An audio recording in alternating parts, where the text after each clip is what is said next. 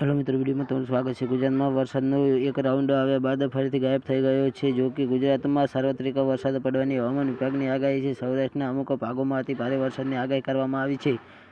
તો જી હા મિત્રો, ભારતીય હવામાન વિભાગની તાજેતરની આગાહી મુજબ આગામી 5 દિવસ 20મી જુલાઈ સુધી ભારે વરસાદ ચાલુ રહેવાની આગાહી છે। આગામી 5 દિવસ એટલે કે બુધવાર, ગુરુવાર, શુક્રવાર અને શનિવારના રોજ વરસાદ પડવાની આગાહી કરવામાં આવી છે।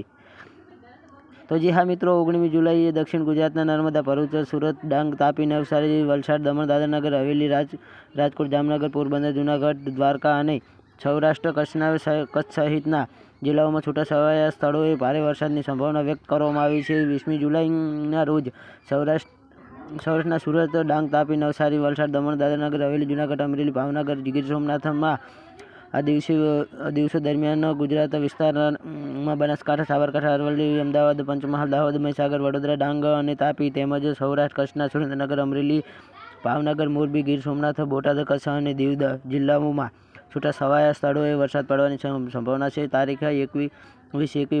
તારીખે બંગાળના ઉપસાગરમાં નવી સિસ્ટમ બનશે, જેને લઈ 22 તારીખ સુધી વરસાદ નોંધાશે તેવું અંબાલાલનું કહેવું છે। આ ઉપરાંત દક્ષિણ ગુજરાતના તારીખ 19 જુલાઈ ભારે વરસાદ થવાની શક્યતા છે। દક્ષિણ સૌરાષ્ટ્ર ભાગોમાં પણ ભારે વરસાદ થવાની શક્યતા છે। હવામાન વિભાગ દ્વારા અવારનવાર ફરતી આગાહી કરવામાં આવતી હોય છે, જ્યારે અંબાલાલ પટેલ દ્વારા ઘણી અગાઉ આગાહી કરી દેવામાં આવતી હોય છે। ગુજરાતના ઘણા બધા લોકો અંબાલાલ પટેલની આગાહી ઉપર વિશ્વાસ રાખતા હોય છે, ત્યારે ફરી ગુજરાતમાં વરસાદ પડવાની શક્યતા અંબાલાલ પટેલ દ્વારા વ્યક્ત કરવામાં આવી છે।